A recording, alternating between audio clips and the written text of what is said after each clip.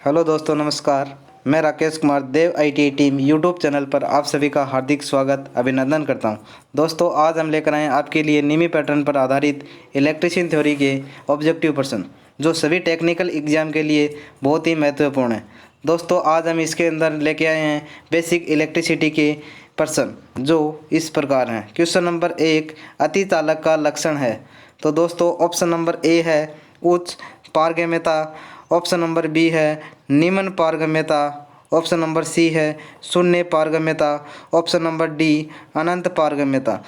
तो दोस्तों, अतिचालक एक बहुत ही अच्छी किस्म का क्या होता है, चालक होता है, जिसकी पारगम्यता क्या होनी चाहिए, उच्च होनी चाहिए। तो इसका सही आंसर क्या होगा, ऑप्शन नंबर ए।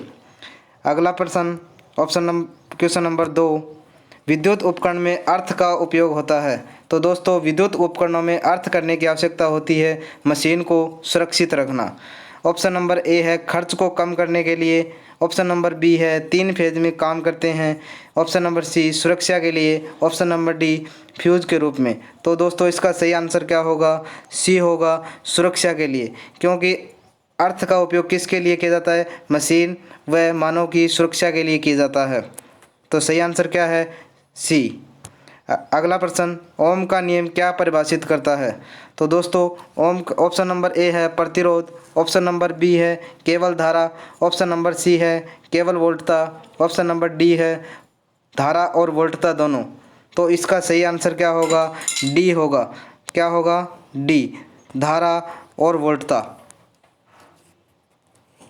अगला क्वेश्चन 4 नंबर, शोषक सेल। दोस्तों, यह पूछ रहा है कि एक शोषक सेल होता है, प्राथमिक सेल होता है, द्वितीयक सेल होता है, या तृतीयक सेल होता है, या चतुर्थक सेल होता है। तो दोस्तों, सेल कितने प्रकार के होते हैं, 2 प्रकार के होते हैं। कितने प्रकार के होते हैं, 2 प्रकार के होते हैं। एक प्राथमिक सेल होता है, दूसरा द्वितीयक सेल होता है।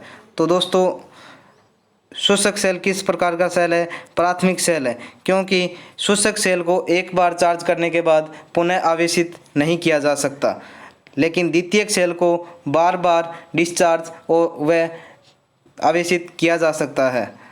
अगला क्वेश्चन है 5 नंबर, एक फ्यूज तार का उपयोग के लिए होता है। दोस्तों, यह पूछ रहा है कि एक फ्यूज तार का उपयोग किसके लिए किया जाता है। ऑप्शन नंबर ए, हानि पहुंचाए बिना उच्च विद्युत धारा को प्रवाहित करना। अगला क्वेश्चन है ऑप्शन है बी, अत्यधिक धारा प्रवाह के समय विद्युत परिपथ को तोड़ना। ऑप्शन नंबर सी है किसी व्यक्ति को विद्युत झटके से बचाना, ऑप्शन नंबर डी है इनमें से कोई नहीं। तो दोस्तों, इसका सही आंसर होगा अत्यधिक धारा प्रवाह के समय विद्युत परिपथ को तोड़ना। फ्यूज का काम होता है, जैसे ही परिपथ में धारा का मान ज़्यादा हो जाए तो उस परिपथ को क्या कर देना, ओपन कर देना, जिससे हमारे उपकरण क्या रहें, सुरक्षित रहें। अगला क्वेश्चन है 6 नंबर, बिजली सप्लाई के मेष में फ्यूज एक सुरक्षा उपकरण के रूप में लगा होता है। बिजली के फ्यूज के संबंध में कौन सा कथन सही है। तो दोस्तों, फ्यूज का गलनांक क्या होना चाहिए, निम्न होना चाहिए। ऑप्शन नंबर ए है यह मेष स्विच के समांतर क्रम में संयोजित किया जाता है। दोस्तों, यह हमारा कथन क्या है, सही नहीं है, क्योंकि फ्यूज को हमेशा किसके क्रम में लगाया जाता है, श्रेणी क्रम में लगाया जाता है। किसके क्रम में लगाया जाता है, लाइन के श्रेणी क्रम में लगाया जाता है। अगला ऑप्शन है यह मुख्यतः सिल्वर मिश्र धातुओं से बना होता है। तो दोस्तों, यह कथन भी क्या है, गलत है। फ्यूज हम किससे बनाया जाता है, टिन व लेड से बनाया जाता है, टिन व लेड। अगला ऑप्शन है सी, इसका गलनांक निम्न होता है। यह कथन क्या है, सही है। फ्यूज का गलनांक क्या होना चाहिए, निम्न होना चाहिए, ताकि निम्न तापमान पर यह परिपथ को क्या कर सके, ओपन कर सके। इसका प्रतिरोध अति उच्च होता है। यह भी कथन क्या है, गलत है, क्योंकि फ्यूज का गलनांक फ्यूज का प्रतिरोध क्या होना चाहिए, निम्न होना चाहिए, ताकि यह अत्यधिक धारा को क्या कर सके, प्रवाहित कर सके। इसका सही आंसर क्या होगा, ऑप्शन नंबर सी। अगला क्वेश्चन है 7 नंबर, फ्यूज का सिद्धांत होता है। तो दोस्तों, ऑप्शन नंबर ए है विद्युत का रासायनिक प्रभाव, ऑप्शन नंबर बी है विद्युत का यांत्रिक प्रभाव, ऑप्शन नंबर सी है विद्युत का ऊष्मीय प्रभाव, ऑप्शन नंबर डी है विद्युत का चुंबकीय प्रभाव।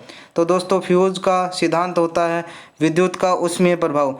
जैसे ही फ्यूज तार का फ्यूज़ तार का ऊष्मा का मान बढ़ेगा तो फ्यूज़ क्या हो जाएगा, पिघल जाएगा, और पिघलने के बाद क्या हो जाएगा, वह परिपथ को ओपन कर देगा। तो फ्यूज़ किसके सिद्धांत पर काम करता है, विद्युत के ऊष्मीय सिद्धांत पर काम करता है। अगला क्वेश्चन 8 नंबर, बिजली के बल्ब का फिलामेंट किस तत्व से बनाया जाता है। तो दोस्तों ऑप्शन नंबर ए है कॉपर, ऑप्शन नंबर बी है आयरन, ऑप्शन नंबर सी है लेड, ऑप्शन नंबर डी है टंगस्टन। तो दोस्तों बिजली के बल्ब का फिलामेंट टंगस्टन धातु से बनाया जाता है। किससे बनाया जाता है, टंगस्टन धातु से बनाया जाता है। अगला क्वेश्चन 9 नंबर, एक बल्ब का वाट एक 100 वाट का बल्ब, बिजली का बल्ब 10 घंटे जलता हो तो 5 रुपये प्रति यूनिट की दर से विद्युत का खर्च क्या होगा। दोस्तों 100 वाट का बल्ब है, प्रतिदिन कितने घंटे जलता है, 10 घंटे जलता है। हमें कितने दिन का खर्च पूछा है, तो समय नहीं दिया तो हम मानेंगे 1 दिन का। कितने दिन का मानेंगे, 10 घंटे दिए, आगे दिन नहीं दिए तो हम कितना मानेंगे, 1 दिन का मानेंगे। यूनिट बनाने के लिए हम किसका भाग देते हैं, 1000 का भाग देते हैं। 100 को 10 से मल्टीप्लाई किया, कितना हो गया, 1000 हो गया। और 1000 में यूनिट बनाने के लिए किसका भाग देंगे, 1000 का देंगे, क्योंकि 1 किलो वाट बराबर कितने वाट होते हैं, 1000 होते हैं। तो 1000 से 1000 कितना आया, 1 यूनिट कितनी है हमारी, 1 यूनिट आई। 1 यूनिट का रुपये कितना है, 5। तो इसका सही आंसर क्या होगा, 5 रुपये। कितना होगा, 5 रुपये। अगला क्वेश्चन है 10 नंबर, किलोवाट घंटा किसकी इकाई होती है। तो दोस्तों विभवांतर की इकाई क्या होती है, वोल्ट होती है। क्या होती है, वोल्ट होती है। विद्युत शक्ति पावर की इकाई क्या होती है, वाट होती है। क्या होती है, वाट होती है। विद्युत ऊर्जा की इकाई क्या होती है, किलोवाट होती है। किलोवाट घंटा। विद्युत विभव की इकाई क्या होती है, वोल्ट होती है। क्या होती है, वोल्ट होती है। तो इसका सही आंसर क्या होगा, सी, विद्युत ऊर्जा। किलोवाट किसकी इकाई है, विद्युत ऊर्जा की। अगला क्वेश्चन, तड़ित चालक का आविष्कार किसने किया। तो दोस्तों तड़ित चालक का आविष्कार बेंजामिन फ्रैंकलिन ने किया। किसने किया, बेंजामिन फ्रैंकलिन ने। अगला क्वेश्चन है 12 नंबर, शोषक सेल में निम्नलिखित में से किसका विद्युत के रूप में प्रयोग होता है। तो दोस्तों शोषक सेल में अमोनिया फ्लोराइड और जिंक क्लोराइड का क्या होता है, उपयोग होता है। इसका सही आंसर क्या होगा, ए होगा। अगला क्वेश्चन है 13 नंबर, निम्नलिखित आधातु अधातु में कौन सा एक का विद्युत का मंद चालक नहीं है। निम्नलिखित आधातु अधातु में कौन सा एक का विद्युत का मंद चालक नहीं है। तो दोस्तों इसका सही आंसर क्या होगा, सिलेनियम होगा, ऑप्शन नंबर बी। अगला क्वेश्चन है 14 नंबर, विद्युत उत्पन्न करने के लिए कौन सी धातु का उपयोग किया जाता है।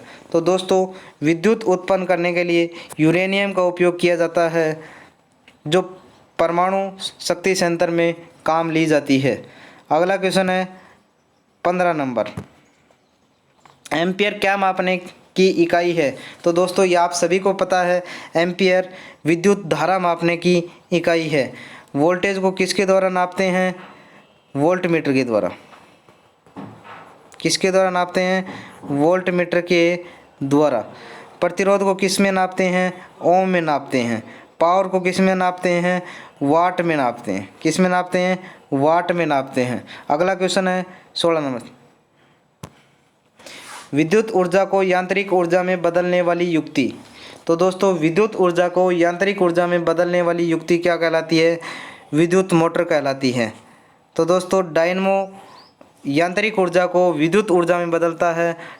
ट्रांसफार्मर विद्युत ऊर्जा को किस में बदलता है, विद्युत ऊर्जा में ही बदलता है।